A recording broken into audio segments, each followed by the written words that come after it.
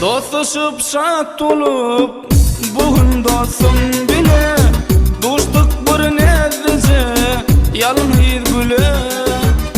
Dostlaşıp şat olup bugün dostum bile dostluk bir nedrece yalın hir güle. Lakattım min yara emma galı alara söydim beni delle dostumu didim.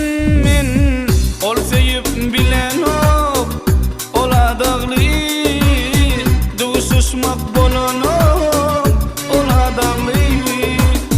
Ol sevip bilen ok, ola dağlı duşuşmak bolan ok.